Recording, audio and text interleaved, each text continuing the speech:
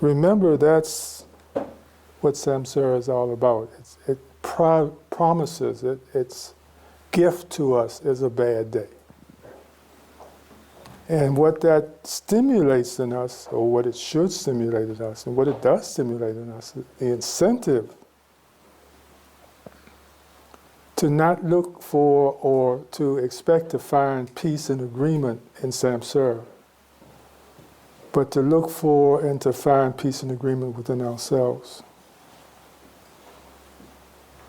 Samsara is always going to be jaggy and raggedy and lacking. But the peace resides within ourselves, and that's where we should look for it. And to start that investigation, to start that search, is what I'm going to, or what I've been inspired to remind everyone to practice and to perfect. And that's the 5 faculties.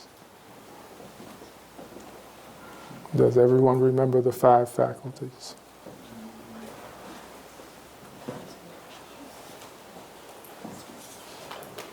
Go ahead.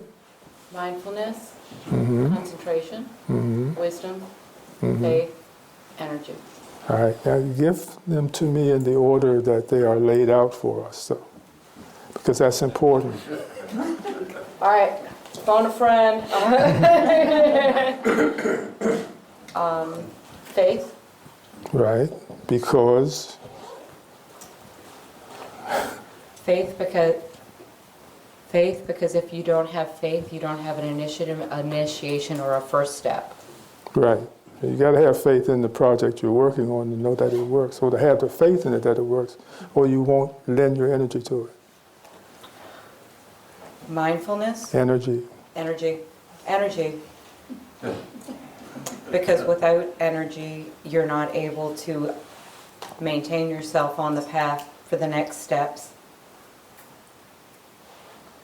Mindfulness, because if you don't have a building self-awareness and a mindfulness track, the faith and the energy may be misdirected and you can't take the next 2 steps forward.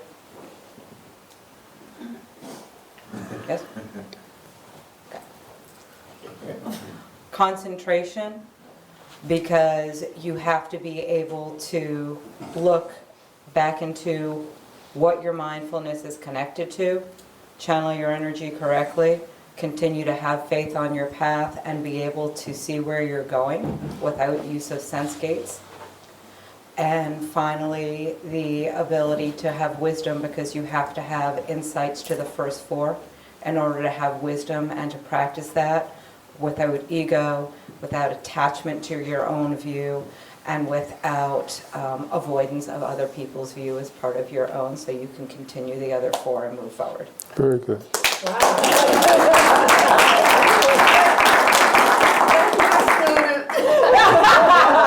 What you need to do now is just drop the mic.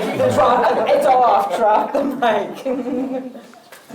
There are 2 minor additions that I'd like to add to that list, or not to the list, but to the meat of the list. And one is with understanding what they mean, or what is meant by energy.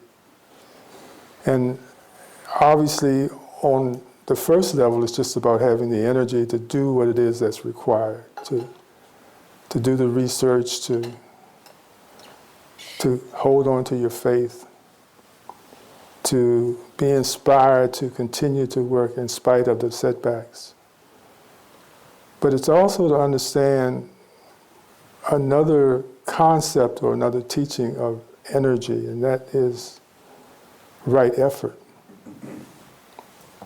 And so it's the energy to work our way out of our doldrum, our disappointment with samsara, and to realize that this is another opportunity for me to work on my peace and my stability and my ability to be helpful and sufficient to myself and to others in this time of craziness. And of course, I'm reminding you that samsara is always crazy. So, right effort, what's the energy in right effort? First of all, it's to do what? You can't do if you don't know, right? And so a part of listening to Dharma is hearing it, but also retaining it and scribing it within your own being, so that when the time comes that you need to lean on one of these antidotes to peace, that you'll understand and know what to do, right? So you have these 4 segments of right effort. The first being to stop, to have the energy to stop wrongdoing or wrong seeing within yourself. The next is to lend energy to lessening the concepts that you know that are incorrect within yourself.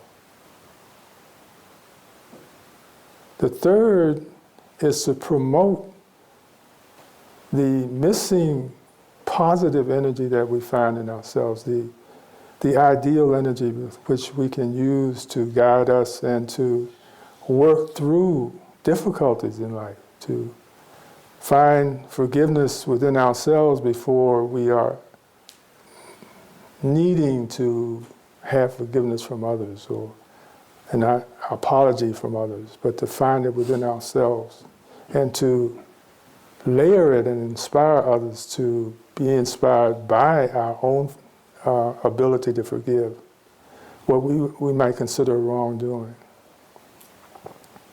And then fourth is to maintain and enlarge or increase that positive energy within ourselves. So there's these 4 components. And again, reminding ourselves and locating where this resides. It does not reside in samsara. It does not reside in the other person. It's not the other person's responsibility to be the initiator of straightening up the mess. But it is my responsibility to straighten up the mess, even though there might be a perception that, well, the other guy caused it. That's why we're in samsara. To understand it's not fixing samsara, it's fixing us. It's not requiring peace to be in samsara or in the event that we're engaged in, but to find peace within ourselves. So normally and usually we travel this reality. We search this reality for a good place for us, a stable place for us, a place of harmony for us, a place where there's going to be good friends and acceptance and they just love me and everything I do is great. But the reality of all of this is that I should have that peace and that vision and that when I get there, to offer it. It's not about me going someplace to find peace, it's about me bringing peace to someplace. So just hold on and be reminded of that when we have this expectation that where I am or where I'm going or who I'm working with should always be on my side, should always agree with me, should always give me the peace that I am looking for, the acceptance that I'm looking for. And it's for you to give yourself the acceptance that you're looking for.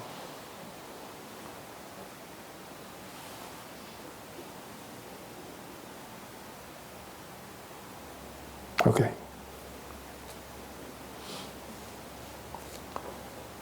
Mindfulness, one of the most important things, in my opinion, about studying and understanding and practicing mindfulness is not just the fact that I want to be available in the present moment, because of course that's the only real time we have. But to remind myself constantly that my responsibility is to be in the present moment with acceptance. Not just being there and ragging on people and arguing with people and fussing at people because they're not doing what you think they should do. But to be there with acceptance. And what this, and how this lays out and how you practice this, is first of all realizing that when I wake up, when I step into Samsara early in the morning, I'm going to find challenges and disagreements. That everyone's not going to agree with my perception of what today is all about and what the messages are in this thing. But to come into the moment with the agreement that I am going to agree with what I find present, good or bad. And again, the understanding, the witnessing is the fact that there's always going to be ups and downs present. All the time. And it's for me to be okay with whether it's good, whether I evaluate it as a good thing and I'm happy about it and it's great, or whether I evaluate it as a not so good thing. That I'm okay with this, that I accept the presence of this thing, this experience, this conversation that I don't think is so good.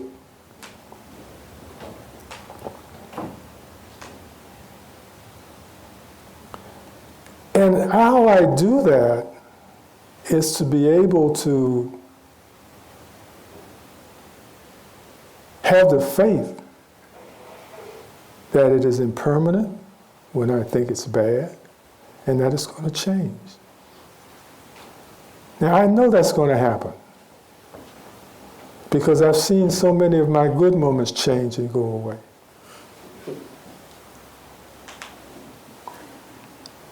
I don't think that there's anyone here who has been married more times than I have. I've really believed in it. I do. I still do. I believe in it. But I thought that the reason my marriages didn't work out was because I was with the wrong person. But what I found out through my journey, through my education in life, is that the reasons didn't work out because I wasn't supposed to be one who was married. I'm supposed to do what I did so that I could work at this desk. And that was a requirement to work at this desk, to get this office job. And that was to be celibate.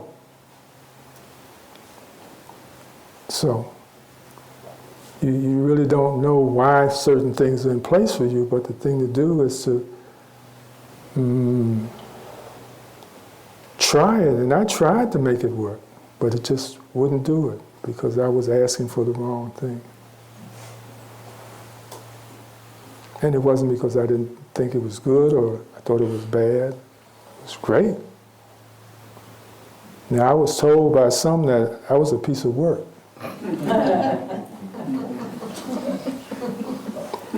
That I wore people out.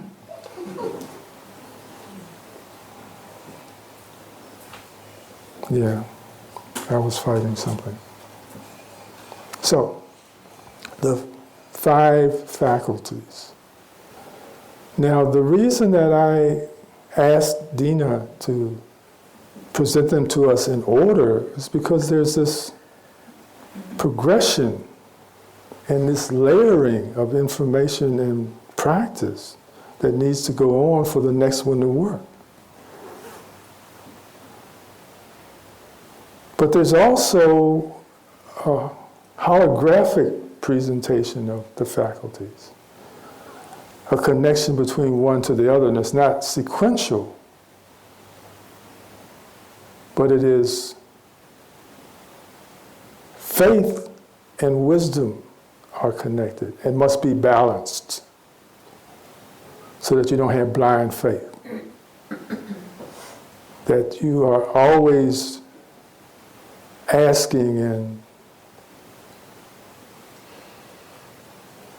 cooperating with others to see whether you see it the way it really is or whether you see it the way you think it is.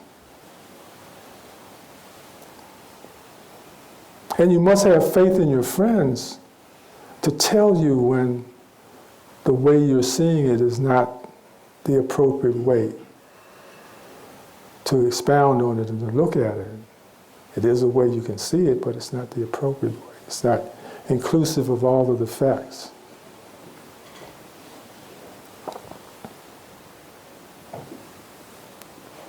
Energy and concentration are partnered together, are yoked together, and need to be balanced for this whole formula to work for us. So you see, it's not just knowing the components of the formula, knowing the 5 faculties, and practicing the 5 faculties. But it's also about working them in order, sequentially, first of all.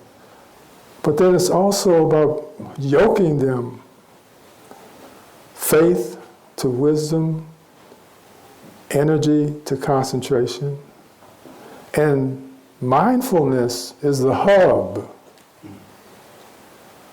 So to do these things appropriately and correctly, and to experience the results, to see the progress, you must be in the present moment, and you must be accepting.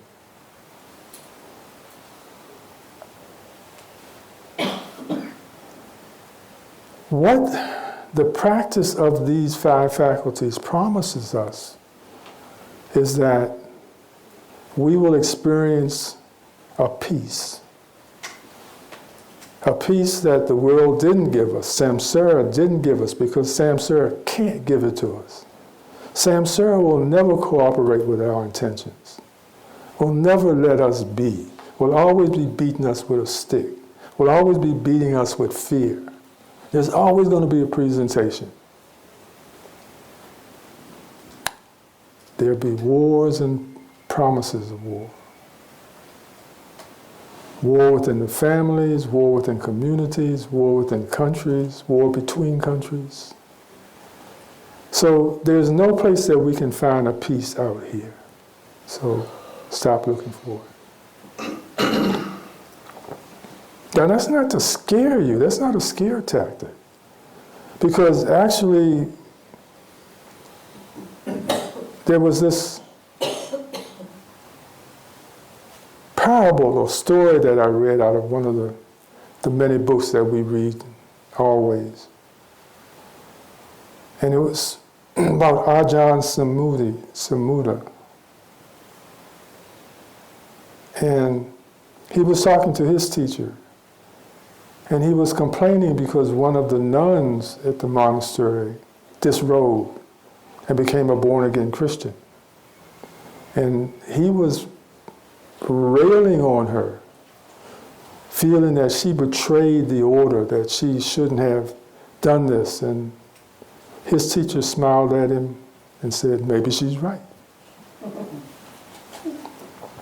So you see, there's no right way and wrong way to walk your path, but there's a requirement that your feet be on it, and that you walk it with integrity and faith and energy and mindfulness and wisdom and concentration, no matter what label you wear. The label's not important. It's the willingness to practice that's important. The willingness to agree with what you don't agree with what you feel comfortable, with what you feel uncomfortable with, what you feel is criticism, what you feel is picking on you. But to see it as something that's given with heartfulness and concern and desire for all of you to find the peace and stability and wisdom to see things as they really are. Which means that I have to be able to see that this form is not me. That this form is not me. So this eliminates self, which eliminates other. But the first thing I've got to do is to make a decision about whether I think of myself as self. Whether I see myself as I, me, which then means that there's certain things that are mine and you can't have them.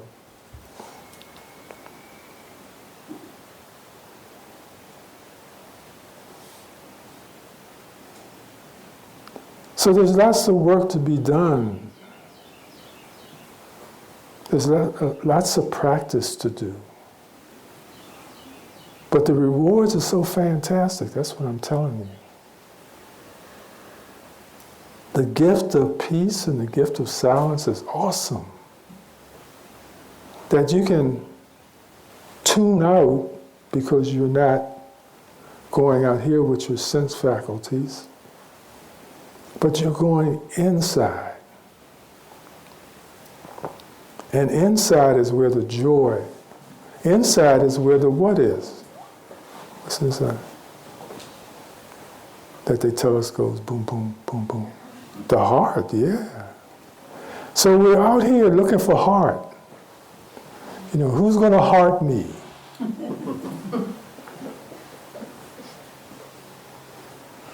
And it's right there. Right there. Right here. This community, this heart mind thing. We carry it around with us all the time, but we ignore it because we're so busy looking out here for the heart, for the love, for the approval. And we've got it all the time. We've had it forever.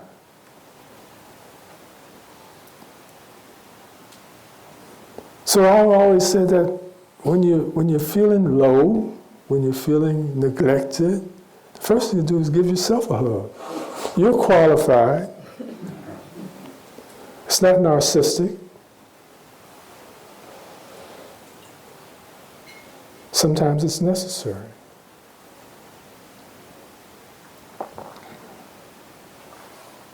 But this is the way to defeat the fear and the trepidation that occurs when Samsara is having a bad day.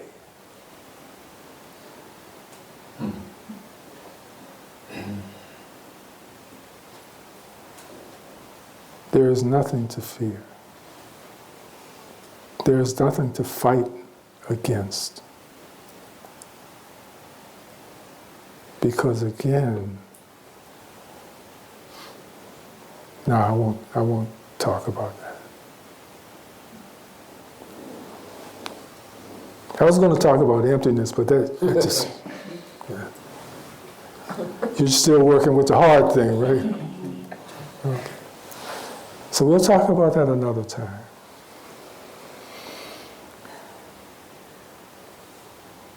But have no fear. Always stay connected to your love, the capacity to love and express.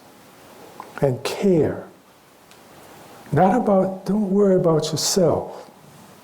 There's somebody out here to take care of you. Worry about others. Don't worry about others. Just see what you can do. Develop that habit of asking the question, what can I do? It doesn't assume or presume anything. It's just an honest question. What can I do? You look a little frazzled, you look a little bothered, you look a little worried. What can I do?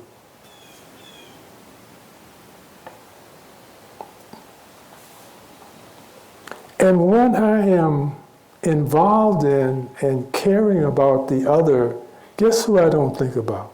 Guess who I don't worry about? Easy as pie. I take all of the attention off of me. All of my concerns and my fears go away. Because I'm not thinking about me. I'm thinking about the other.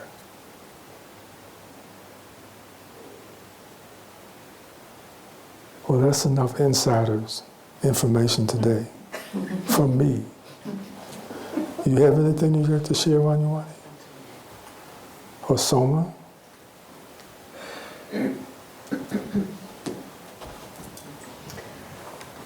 So I talked about this vision that I saw for Heartwood some years ago, and that it is really coming into fruition now.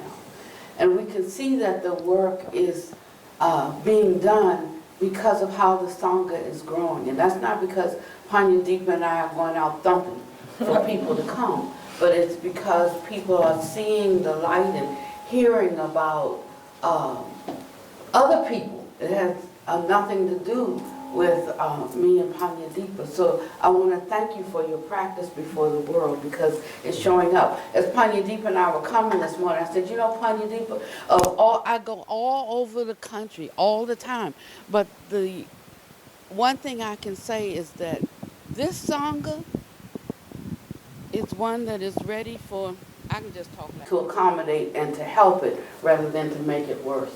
And so this is how we grow in love. This is how we grow in wisdom, and how we develop a vast oceanic mind that is not encumbered by our personal delusion. That's where the freedom lies.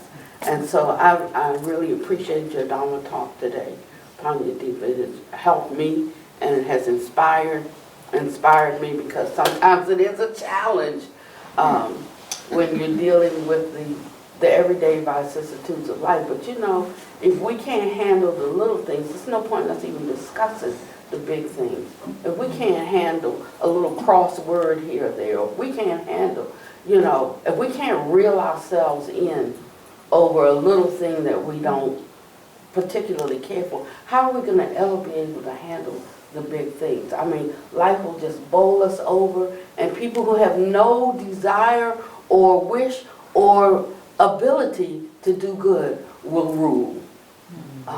So this is about each one of us stepping in to our own heart's desire, but together we form a community. Together we form a city. Together we form a country. Together we create the world. Yeah.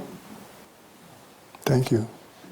And I also want to echo that too, what Pannavati said concerning her travels all over the country and the world, and how everyone is so appreciative of the work that you guys do here. And they see you as an example, a positive example of what it can do and how to develop the roots of Dharma in the West, in this country. They see us as a standard bearer of doing this, and people who talk to her from a business aspect, as far as foundations and so forth, they are always pleasantly surprised that what they think should be done is being done here already. And it's all because of the support of you guys and the work that you guys do for yourself and on yourself and with us. So we appreciate it so much. I want to thank you. We're going to make this short unless you have something. She's leaving for India tomorrow. Oh, okay. Yes. Tomorrow at 3 o'clock, I get on a plane. 24 hours later, I'll be in India. And 48 hours after that, I'll be down into Tiruvannamalai. And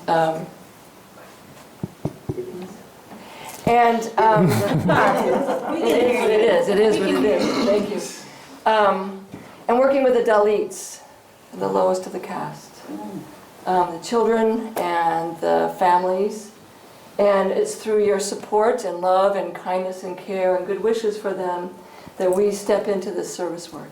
Because really, what we're about is engaged Buddhism and being able to support others in a way that we don't even begin to know what it's like there. So it's with great delight and with great gratitude that I am able to go and serve them through your support and through your good wishes, and especially with the teacher who has begun the service over there. We'll be gone 2 weeks. We're beginning a school project over there and serving children who don't have much opportunity. So I'll see you in 2 weeks. And with kindness and with heart, I appreciate you all. Thank you. So this is our 7th year in India, and I'm passing the mantle over. I'm going to go one more time to just say goodbye to all of my friends there, and Sister Soma is taking over the project. Thank you. And I also want to say that as of next month, we will have 9 monastics in residence. And this is really, really a huge thing because they come from 4 different traditions, and it includes 2 males. We couldn't accept the first one because I just felt like they needed at least 2 to be together. But then one monk who came and visited for a while asked could he come back and stay permanently. So he will be coming back. Now we can let the other one know that he can come. So that will give us 3 males in the community, monks and male monks, and 7 female monks. And this is huge. And I mean, actually we didn't even really invite them because this was all for the lay people. But when they see how the lay people are growing, then they've wanted to come here. And some come, you know, like with their own need, their own emergency, their own agenda. But the thing is, once they get in here and see what's happening, I don't worry about the agenda in which they come. It's just once you come here and one finds one's place, you know, then they know what is the next step of their journey. So again, we owe this all to the work of the Sangha, the fourfold family of the Buddha.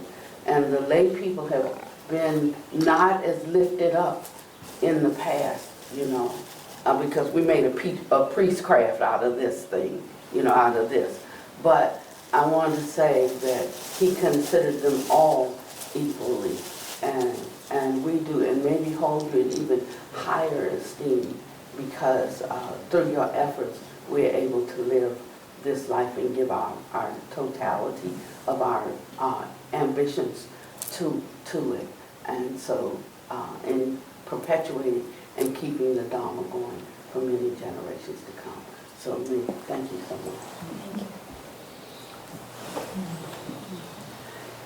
Okay, before we go, I'd like to just do a very short meditation on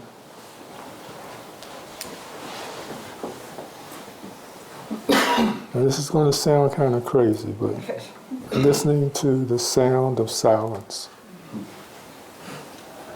Okay?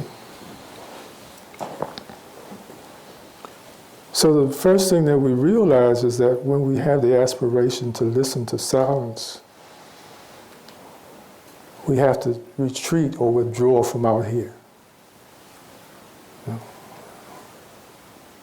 And we have to go as deep inside ourselves as possible, or inside this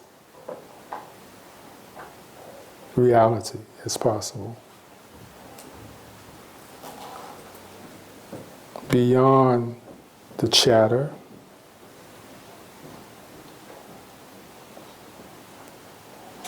and the incredulousness of hearing something that can't be heard, or that I've been told can't be heard, because how can you hear silence?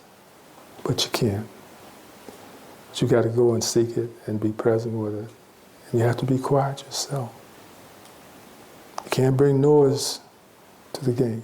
So, everyone, does anyone have any questions about this exercise? Okay.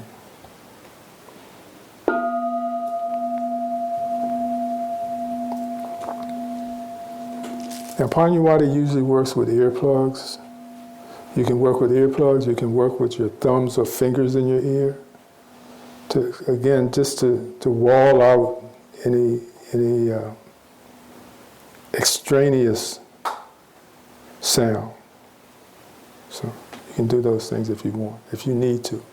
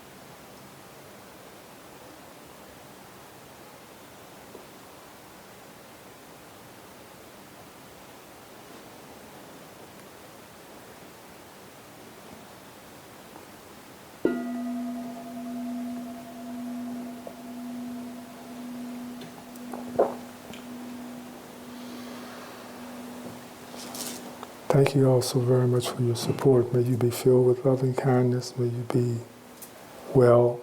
May you be happy. Thank you.